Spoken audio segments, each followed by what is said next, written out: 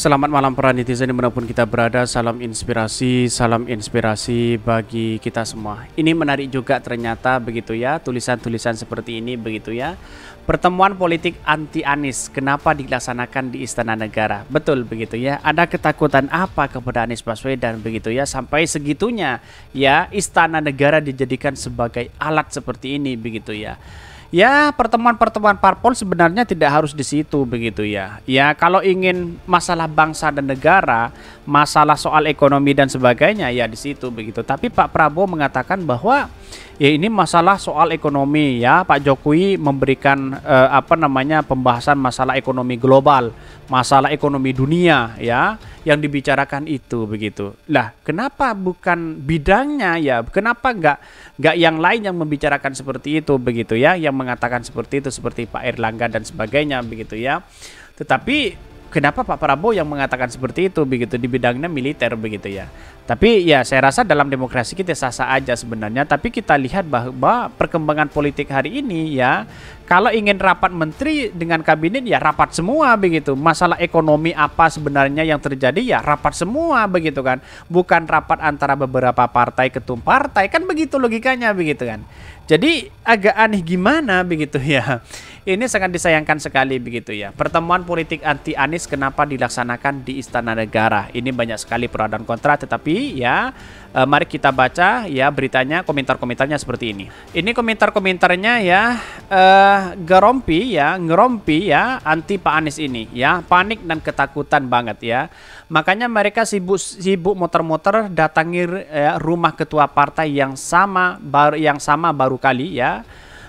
Istana lebih panik ya, lagi lihat ya bermanuver Pak PS ya, silaturahmi ke pensiunan jenderal ya. Terlihat sebagai ya sebegitu dahsyatnya Anies sehingga semua elemen digabungkan sang dominan ya. Istana Negara bukan tempat ya kongko-kongkoan ya, pribadi dan kelompok ya. Kalau takut keluarkan cari uang tempat yang gratisan. Emang kenapa sih sama Anies Baswedan ya? Kayaknya pada takut banget kalau Anies Baswedan jadi presiden, betul begitu ya. Kasihan mereka karena kelihatannya rakyat yang nggak dukung mereka. Yakin deh semua akan berakhir ya. Wajah-wajahnya ketakutan ya. Pak Anies Baswedan naik jadi RI1, kasusnya ya, kasus dua mereka itu harus diselidiki seperti kasus pokok singkong ya. Siapakah mereka begitu ya? Masalahnya ini ya hal teramat penting ya tentang kelangsungan IKN di 2045 yang disinyalir akan menjadi the new Hong Kong ya di Borneo ya. Anies AHY jadi presiden, musnah semua pimpinan mereka dan gengnya. Apa maksudnya begitu ya? Tetapi kalau undang-undang IKN kan sudah menjadi undang-undang begitu ya. Pertanda Anies dibenci oleh rezim sekarang ya, khawatir Anies menang. Bisa saja seperti itu begitu. Jadi melihat perkembangan politik hari ini, kalau kita melihat yang ada begitu, kenapa kok begitu takut kepada Anies Baswedan begitu ya? Mereka benar-benar ya mau nggak tahu diri ya, fasilitas negara dipakai untuk pertemuan pencapresan kelompok mereka. Ya wajarlah memang dia presiden begitu ya, mengatur ini semua begitu ya. Tetapi melihat situasi dan perkembangan ya, rakyat sekarang itu seolah-olah sudah pemerintah lupa begitu ya dengan adanya capres sana sini begitu ya. Tapi melihat perkembangan politik hari ini yang namanya politik ya bisa dinamis begitu ya. Panik takut dipenjara. Bisa saja begitu. Tapi mari kita baca terlebih dahulu ya beritanya seperti ini. Ini beritanya ya, pertemuan politik anti Anies kenapa dilaksanakan di Istana Negara? Ya ini yang menjadi pertanyaan. Ini bagus ya, ditulis oleh Asari Osman, wartawan senior ya. Ini malam tadi 2 Mei 2023 ya, Presiden Joko Widodo hanya mengundang 6 ya ketua umum ya partai politik ke Istana Merdeka. Dikatakan yang dibahas adalah permasalahan kebangsaan. Kalau benar pertemuan ini membahas masalah kebangsaan termasuk stabilitas politik dan kondisi perekonomian ya, mengapa hanya 6 ketum? Apakah ketum Nasdem, ketum PKS dan ketum Partai Demokrat tidak dianggap sebagai bagian dari bangsa Indonesia? Betul juga begitu ya. Bahkan dia mengatakan untuk membahas masalah-masalah kebangsaan, pertemuan malam tadi itu tidak boleh partisan ya. Semua pemangku kepentingan ya, stakeholder ya, semua harus diundang. Pertemuan ini harus diikuti oleh ketua-ketua umum ya, yang partainya mendukung keinginan politik Jokowi, yang berseberangan dengan kehendak dia tidak diajak. Ya kenapa begitu ya?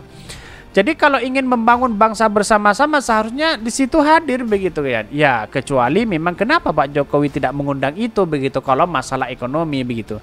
Kalau masalah soal capres cawapres, masalah cawi-cawi sana sini begitu ya, wajar aja tidak diundang, kan seperti itu logika kita begitu. Jadi mau disebut apa pertemuan yang digagas Jokowi ini? Bisakah dikatakan pertemuan kebangsaan yang membahas isu-isu nasional ya? Jelas saya pertemuan ini bukan pertemuan atau silaturahmi kebangsaan, lebih cocok dikatakan sebagai silaturahmi pilihan politik Jokowi ya. Bahkan ya lebih jujur lagi kalau disebut sebagai pertemuan politik anti Anies, inilah yang tergambar dari pertemuan ya partisan di Istana Merdeka itu ya. Bahkan dia mengatakan hanya ketua umum 3 partai pendukung Anies Baswedan yang tidak diundang ya, tidak diajak atau tak tahu diri untuk tidak hadir karena mereka memang tak sejalan dengan Jokowi ya. Karena mau disebut pertemuan parpol-parpol pendukung Jokowi, seharusnya Ketua Umum Partai Nasional Demokrat Nasdem Surya Paloh wajib diundang. Kenyataannya tidak, padahal sampai saat ini Paloh dan partainya masih mendukung Jokowi ya. Jadi sekali lagi pertemuan ini jelas-jelas silaturahmi anti Anies ya, sebab hanya para ketum pendukung Anies yang tidak diajak ya. Mana bisa diklaim sebagai pertemuan yang membicarakan isu kebangsaan begitu. Apakah tidak boleh Jokowi mengumpulkan para ketua umum yang sejalan dengan keinginan politik dia? Silahkan saja begitu ya. Tetapi kenapa kok ada pilih kasih begitu kalau ini soal negara? Kan begitu logikanya begitu. Tidak ada larangan, tapi jangan itu diselenggarakan di Istana Merdeka. Istana itu milik seluruh rakyat, bukan milik Jokowi, bukan milik 6 parpol saja ya. Bahkan ya silakan bertemu tiap hari dengan parpol dengan pro Jokowi asalkan tidak dilaksanakan di gedung-gedung milik negara. Laksanakan saja ya di kantor salah satu parpol atau di rumah pribadi ketua umum ya salah satu parpol pro Jokowi itu. Bahkan kita sangat paham mengapa Jokowi melaksanakan pertemuan partisan itu di istana ya.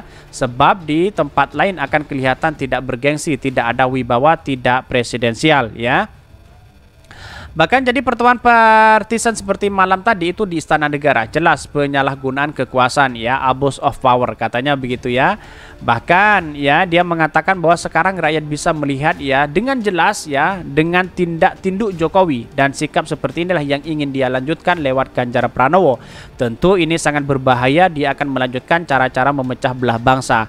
Praktek-praktek seperti inilah yang insya Allah akan dihentikan oleh Anies Baswedan ketika beliau kelak duduk di kursi presiden. Anies tidak akan melakukan ini, dia akan memberikan teladan terbaik dan berbangsa dan bernegara dan berdemokrasi. Ini menarik sekali kalau kita berbicara ini begitu ya.